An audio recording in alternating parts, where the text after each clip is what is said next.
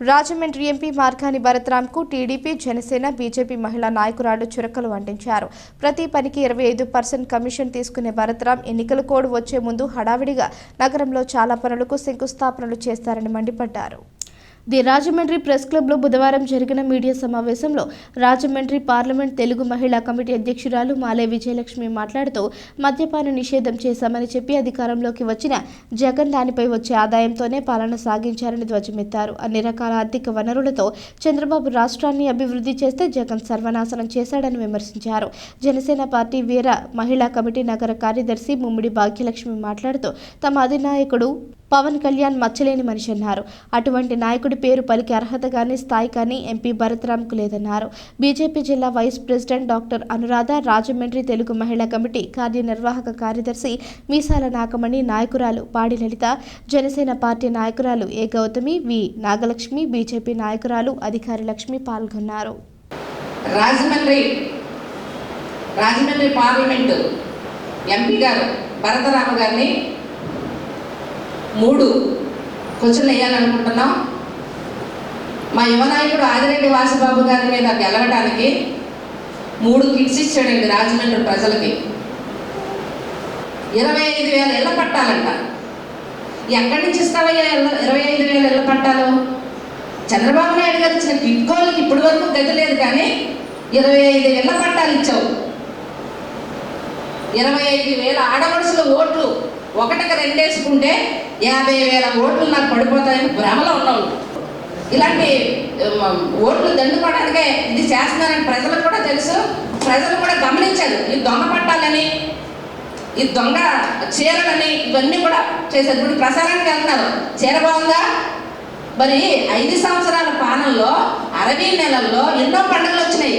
ఏ పండుగకి రాజమండ్రి మహిళల్ని పిలిచి నువ్వు చీర పెట్టలేదే? ఇది ఎలక్షన్ స్టంటే కదా నీకు?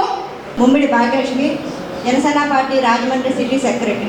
ఈరోజు ఆయన జిల్లాలో మన జిల్లాలో తూర్పుగోదావరి జిల్లాలో పోటీ చేస్తున్నారంటే మా అందరికీ చాలా ఆనందంగా ఉంది. ఆయన ఎప్పుడు మహిళల పట్ల ఎంతో గౌరవంగా ఉంటారు. మహిళా సాధికారత కోసం ఆలోచిస్తూ ఉంటారు. ఆయన విలాసవంతమైన జీవితాన్ని గడపచ్చు. ఆయనకి పదవి మీద వ్యామోహం లేదు, డబ్బు మీద ఆశ లేదు. అటువంటి విలాసవంతమైన జీవితాన్ని ఆయన వదిలేసుకుని ఇలా ప్రజలకి సేవ చేయడం కోసం ప్రజల్లోకి వచ్చారు. అటువంటి వీర మహిళలు అనే విభాగం పెట్టారు. నిజంగా ఆయన వీరనాథ్ ఝాన్సీ లక్ష్మీబాయి గారి స్ఫూర్తితో మన వీర మహిళల విభాగానికి ఆ పేరు పెట్టినది మాకు చాలా గర్వకారణంగా ఉంది. ఆయన అభివృద్ధికి సౌందర్యీకరణకి తేడా తెలియదు మన ఎంపీ గారికి. ఎందుకంటే సుందరీకరణనే ఆయన అభివృద్ధి అనుకుని భ్రమలో ఉన్నారు. సో అభివృద్ధి అంటే మహిళలకి కానీ, పిల్లలకు కానీ, యువతకు కానీ ఉపయోగపడే విధంగా ఉండాలి. ఈ single star film star MP గారు అలాగే ఇప్పుడు సింగిల్ ఎంపీగానే మిగిలిపోతున్నారు. ఇప్పుడు ఆయన మేము సూచించేది ఏంటంటే, మా గవర్నమెంట్ అయితే ఖచ్చితంగా వస్తుంది. మా గవర్నమెంట్ వచ్చిన తర్వాత మీరు మీ నటన ద్వారా మా పవన్ కళ్యాణ్ గారు మించిపోవాలని చెప్పి ఆశిస్తున్నాము, కోరుకుంటున్నాము. ఇవన్నీ కూడా కేంద్ర ప్రభుత్వం సహాయంతో జరుగుతున్నటువంటి పథకాలు. మనం చూసుకుంటే ఇప్పుడు టిక్కో ఇళ్ల గురించి వాటి గురించి చెప్పారు. ఇళ్ల పథకంలో 48 గజాల స్థలం రాష్ట్ర ప్రభుత్వం ఇస్తుంటే అందులో ఇచ్చే 1,80,000 రూపాయలు కూడా కేంద్ర ప్రభుత్వ నిధులు. అలాగే ప్రతిదాని మీద రైస్ కూడా మన కోవిడ్ వచ్చినప్పుడు మొత్తం ఉచితంగా ఇస్తున్నది. మొత్తం అన్ని కూడా కేంద్ర ప్రభుత్వ పథకాలు.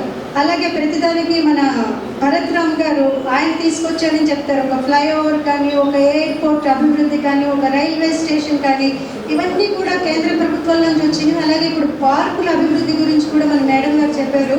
అది కూడా 15 కమిషన్లో మొత్తం అంతా అది కేంద్ర ప్రభుత్వ నిధులతో, ఎక్కువ భాగం కేంద్ర ప్రభుత్వ నిధులతో అవన్నీ చేస్తే దానికి టికెట్లు పెట్టి ఆ సొమ్ము తీసుకుంటున్నది లోకల్ పీపుల్. తీసుకున్నందుకు అది చాలా ఎక్కువ అవడం వల్ల ప్రజలు బాధపడతారు. అది మినిమం ఛార్జెస్ ఉండాలి.